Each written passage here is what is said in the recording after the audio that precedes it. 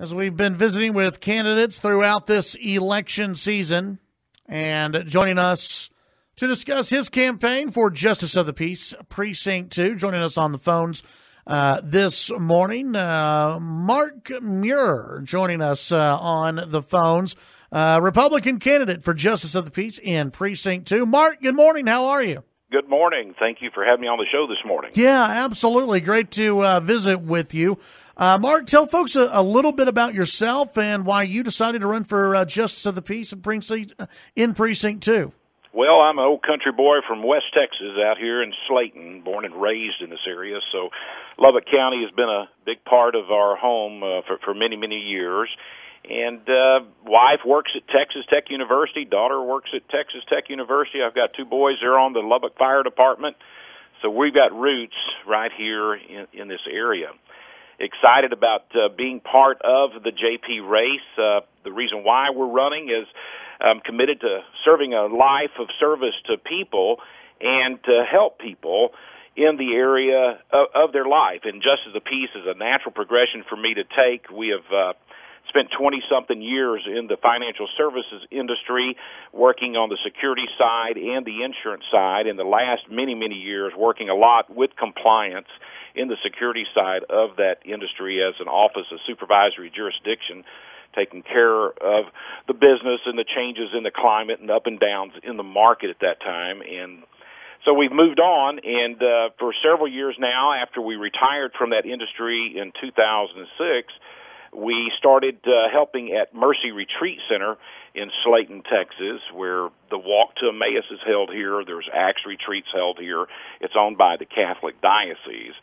And we started writing grants and helping out here. We like helping people. Then we started thinking a little bit more, what can we do as another step? And this opportunity of this step with Justice of the Peace came up, where we can come back and use our skills and our wisdom to serve people, Chad. Mark, when you go around and talk to people, how knowledgeable are folks when it comes to what a Justice of the Peace does?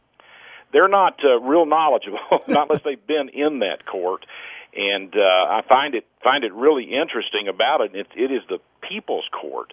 So this is the area where people have the opportunity to represent themselves and come into that court.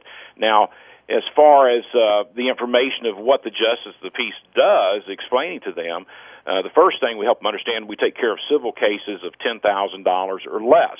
So that would be a degree of kind of like a small claims type court of $10,000 or less, so they can come in there for that. But then also there's the criminal side of things that are taken care of too, where there's the speeding tickets, there would be truancies, there would be tenant and landlord relationship situations that have to take place, DWIs.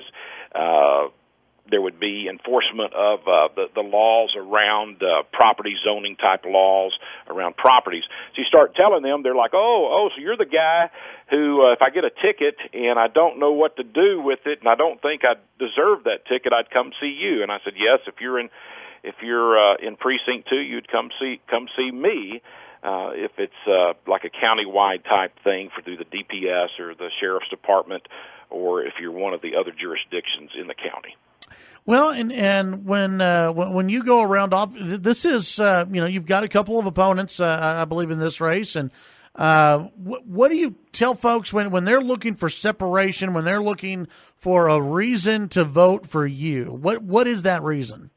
Well, one of the biggest things I represent is our community and the different organizations that I've been part of over the many years. So a long list of different ones of those, and people can look and make some judgments based upon that. Is Mark qualified? Why is he doing this? And they can look at the different organizations. The people that we surround ourselves by tell a lot of the story for us.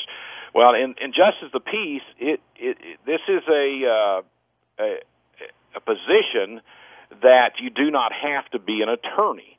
And so on one side, there's attorneys in the JP position. On the other side, there's not attorneys in the JP position. I am not an attorney. Got lots of friends that are attorneys. And the Texas system that trains everybody for the position will train you whether you're an attorney or not through the Texas Justice Court Training Center down in Austin. and when you go down there as a newbie, as a brand new baby JP, and go through their baby JP class. So I would be one of those newbies. But the key thing is there a passion for people? Is there a passion for upholding the law and doing what is best?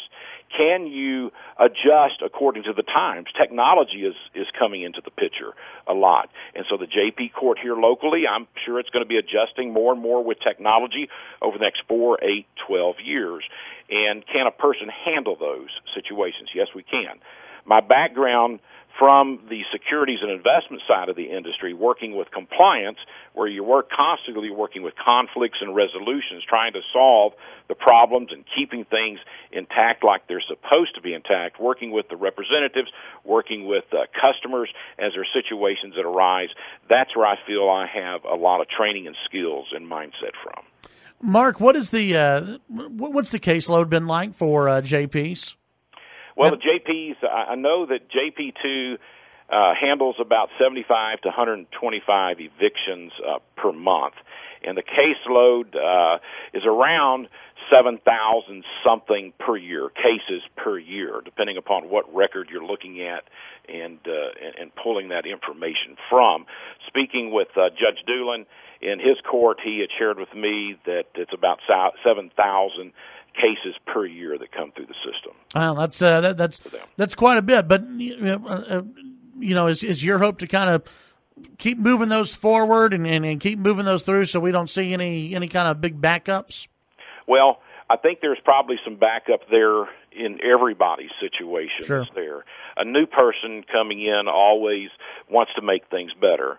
I'm a fix-it type guy. I like to work with things to make them more efficient and more effectively along the way. So that'll be some of the things that we'll look at first. We'll look and see what the current caseload is, what the backload is, if there's a backload. How can we clear back stuff out? How can we get stuff on target to move things more efficiently? And it'd be the same thing for a new person coming in 10 or 12 years down the road. Again, that new person's going to probably do the same thing, try to make things progress and run as smoothly as possible. Yeah. Mark, tell folks how they can get more information about you and what else they need to know about you for Election Day. Well, the easiest way to know about me is you can call me. My phone number is 789-8456, 789-8456. You can also look up on Facebook or website, look up facebook.com/Mark4JP2. That's Mark and the number 4, JP2, and you can find us. The hashtag is Mark4JP2, so you can find us that way on Facebook or go to the website to get a hold of us. We just want people to know that we care about our community. We care about people. We have the endorsement from the Lubbock Professional Firefighters Association.